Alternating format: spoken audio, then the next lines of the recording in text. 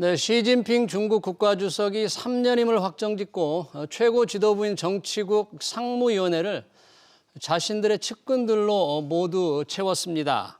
자, 시진핑 1인 사실상 영도 체제가 됐는데요. 이런 시진핑의 중국 경제 정책이나 미중 관계에 어떤 변화가 있을지 알아보겠습니다. 강준영 한국외국어대 국제지역대학원 교수 전화 연결돼 있습니다. 교수님 안녕하십니까? 네, 안녕하세요. 네. 자, 20차 당대회 제1중전에 상무위원, 그러니까 최고 지도부 가장 중요한 분들 7명이 시 주석 뺀 6명. 다 시진핑의 측근 그룹이라면서요? 네, 아주 측근도 그냥 측근이 아니고 최측근 그룹입니다. 그리고 몇 년 동안 지켜봤었던 사람이고, 특히 이제 서열 2위로 발표가 돼서 내년에 총리가 예상이 되는 리치앙 현재 상해석인데요. 네. 이 부분은 그 제로 코로나 정책 때문에 상해 시민들로부터 원성을 아주 많이 들었던 사람인데도 결국은 총리에 앉혔다. 이런 걸 보면 예. 마이웨이를 가겠다. 이런 뜻이 아주 그대로 표출이 된 거다. 이렇게 봐야 될 것 같습니다. 네. 리창 외에 또 어떤 사람들인지 좀 설명 좀 잠깐 부탁합니다. 네, 지금 이제 7명 중에 3명이 남았죠. 시진핑을 포함해서 어우러지기 되는 실검사위원회 주임이 남았는데 이분은 아마 이제 전임대 상무위원장을 맡게 될 것 같고요. 네. 그다음에 왕호닝이라는 이제 시진핑의 책사 이 사람은 정치협상회의 주석을 맡게 될 것 같습니다. 그리고 이제 새로 올라온 정협 주석, 네. 새로 올라온 리창이 이제 국무원 총리를 맡게 될 것 같고요.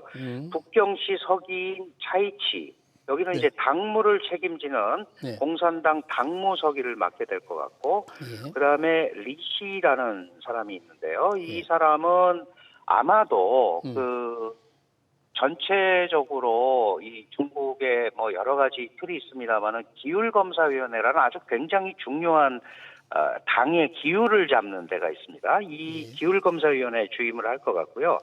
이 딩쉐샹이라고 지금 중앙판공청 주임입니다. 그러니까 시진핑의 비서실장격인데 이분이 이제 상무부총리, 그래서 경제를 종합적으로 관리하는 그런 역할을 하게 될 거다 이렇게 보이는데, 요번에 이런 전체적인 틀을 보면 경제팀을 지금 완전히 교체를 했습니다. 이 교체가 어떻게 되는지를 보면은 중앙위원이 돼야 이제 중요 보직, 장관급 중요 보직을 맡게 돼 있는데, 또 그동안 우리가 알고 있었던 리오허라든지 그다음에 뭐 인민은행장이라든지 뭐 은감이, 보감이, 보험감독위원회 이런 주임이 다 바뀌어요. 그러니까 앞으로 이제 새로운 형태의 경제팀이 올 것 같고, 특별히 관심을 가져야 되는 사람은 허리펑이라는 분이에요. 이분은 중국의 뭐 1대1로 정책이 매우 중요하고, 그다음에 부동산 시장 과열이라든지 이런 부분에 대해서 강경책을 쓰는 사람이거든요.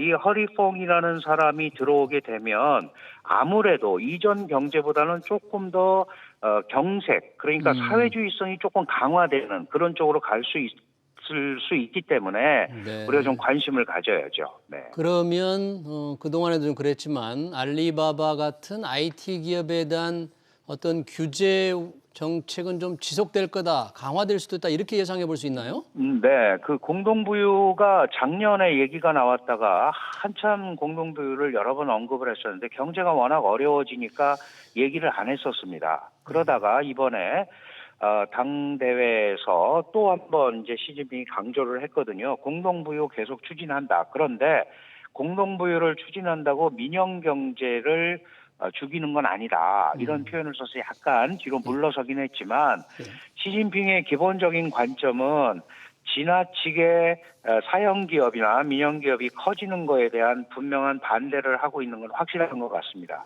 그래서 이런 민간 기업의 지나친 비대화, 이제 시진핑의 입장에서 보면 그런 거죠.